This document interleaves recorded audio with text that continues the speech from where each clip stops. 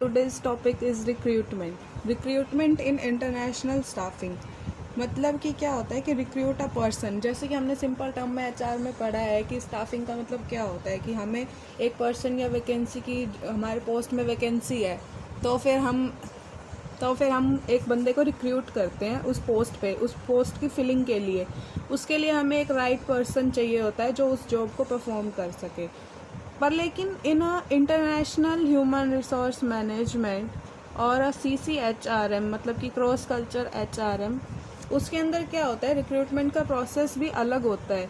आप खुद सोचो कि अगर आप लोग कहीं बाहर जाओगे जॉब करने के लिए तो क्या जो इंडिया में वो प्रोसेस फॉलो होता है वही बाहर फॉलो होगा? नहीं, वहाँ पे कुछ अलग होगा। जैसे कि रिक्रूटमेंट के अंदर दो पार्ट आते हैं, एक है माइक्रो लेवल पे और एक है माइक्रो लेवल पे। तो मैक्रो लेवल के अंदर इसके अंदर फर्दर 4 क्लासीफाई किए हुए हैं। इसके अंदर आते हैं ethnocentric approach, polycentric approach, regiocentric approach और जियोसेंट्रिक अप्रोच। तो मतलब कि इसमें क्या होता है, एथनोसेंट्रिक अप्रोच क्या कहती है? एथनोसेंट्रिक अप्रोच कहती है कि employ from its home country, जहाँ की भी वो कंपनी है वहीं से ही उस एम्प्लॉय को अपॉइंट किया जाए। ये सिर्फ टॉप लेवल मैनेजमेंट के लिए होता है, जैसे कि उसके डायरेक्टर्स या उसके CEO या फिर उनके जो भी हेड में जो तो मैनेजर्स होते हैं, ये सब वहाँ से अपॉइंट किए जाते हैं उनकी होम कंट्री से।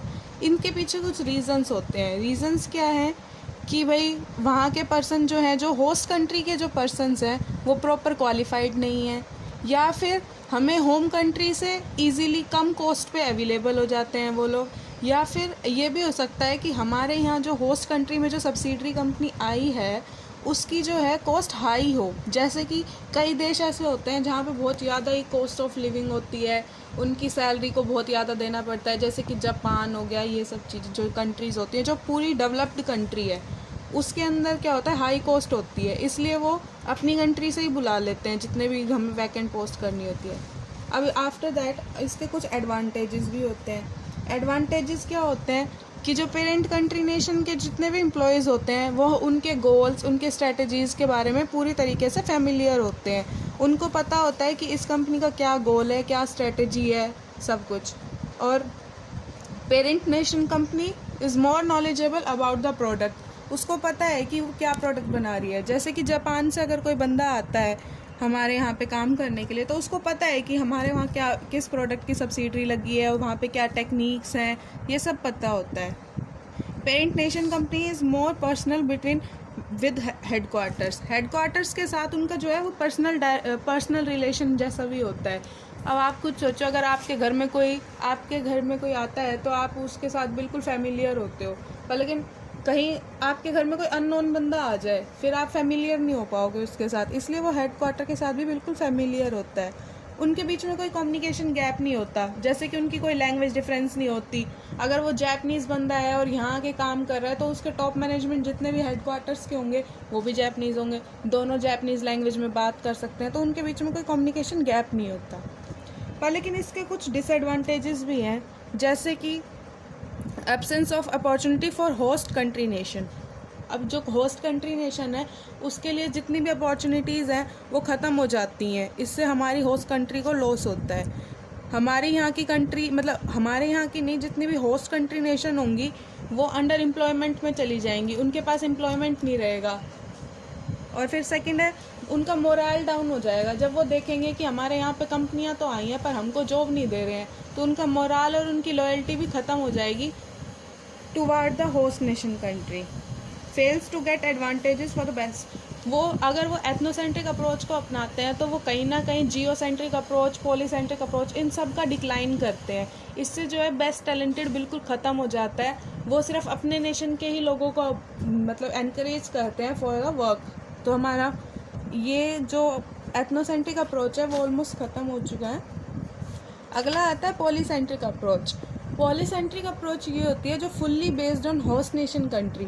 वो ना तो अपनी वाली कंट्री से कोई भी बंदा अपॉइंट करते हैं और ना ही कहीं जियोसेंट्रिक अप्रोच से, मतलब कि कहीं ग्लोबल से पूरा बंदा अपॉइंट करते हैं। वो क्या करते हैं, जहाँ पे उन्होंने अपनी कंपनी लगाई है ना वहीं से ही एक बंदा अपॉइंट कर लेते हैं टॉप मैनेजमेंट के लिए।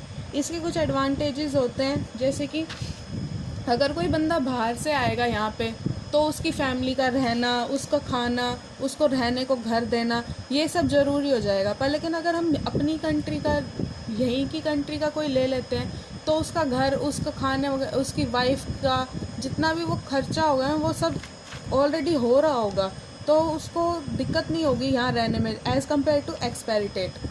यहाँ पे बेटर नॉलेज ऑफ कंट्री, उस बंदे को यहाँ की कंट्री की पूरी नॉलेज होगी कि यहाँ पे कब कौन सी चीज़ कहाँ मिलती है, कौन सी जगह पर हमारा प्रोडक्शन अच्छा होगा, कौन सी मार्केट में हमारा सेल अच्छी होगी, ये सब उसको बेटर नॉलेज होती है अपनी कंट्री के बारे में। वो इजीली अडेप्ट कर लेगा हर चीज़ को, क्योंकि उसको वर्क की ज़रूरत है। और फिर वैसे भी MNCs में काम करना सबका एक ड्रीम टाइप होता है, तो वो इजीली हर चीज़ को अडेप्ट कर लेगा। जॉब सेटिस्फेक्शन इंक्रीज़ होगा, लोगों को यहाँ पे जॉब मिलेगी, उनका मोराल भी इंक्रीज़ होगा, और पीपल जो हैं वो अप्रिशिएट करेंगे उनकी MNCs को। हो सकता है इसकी वजह से हमारे प्रॉफिट्स भी बढ़ जाएं, क्योंकि जब वो हमारे यहीं के बंदे को अपॉइंट करेंगे तो उनका मोराल वैसे इंक्रीज़ हो जाएगा कि उन्होंने हमारे यहाँ के बंदों को अपॉइंट किया, उन्होंने जॉब अपॉर्चुनिटी दी है, तो फिर इस हिसाब से वो उनका अप्रिशिएट भी करेंगे। पर लेकिन इसके कुछ डिसएडवांटेजेस भी हैं, जैसे कि वो उनके ऑर्गेनाइजेशन कल्चर को, या फिर जो उनका जो पेरेंट नेशन कंट्री है ना, उसको वो अडॉप्ट नहीं कर पाएंगे अच्छे से, उनका कोऑर्डिनेशन अच्छे से नहीं होगा, उनके जो वर्क कल्चर है हेडक्वार्टर के साथ एक्सचेंज नहीं हो सकता, क्योंकि उनके यहाँ पे और उनके वहाँ पे लैंग्वेज का बहुत डिफरेंस होगा। यहाँ पे उनकी लैंग्वेज और हेडक्वार्टर्स वालों की लैंग्वेज दोनों में डिफरेंस होगा, इस वजह से उनके जो वर्क कल्चर है इनके बीच में बहुत ही एक्सचेंज नहीं हो पाएगा। प्रमोशन अपॉर्चुनिटी जो है मैनेजर्स की, वो लिमिटेड हो जाएगी। कोई नहीं चाहता कि वो किसी और कंट्री के लोगों को प्रमोट करे और उनको हायर पोस्ट पे लाए। हर कोई यही चाहता है कि हमारे कंट्री का जो बंदा हो वो हायर पोस्ट पे अपॉइंट हो। इसलिए जो प्रमोशनल अपॉर्चुनिटी है वो बिल्कुल डिक्लाइन ही हो जाएगी और लिमिटेड हो जाएगी। And the last one is employees of the both headquarters and subsidiary not feel good. इसमें क्या होगा कि दोनों फील गुड नहीं करेंगे, दोनों एक दूसरे के साथ कम्युनिकेट ही नहीं कर पाएंगे, तो साथ में काम करके उनको गुड फील कैसे होगा। तो ये थे दो, एथनोसेंट्रिक और polycentric approach, and the next two are come in our next video.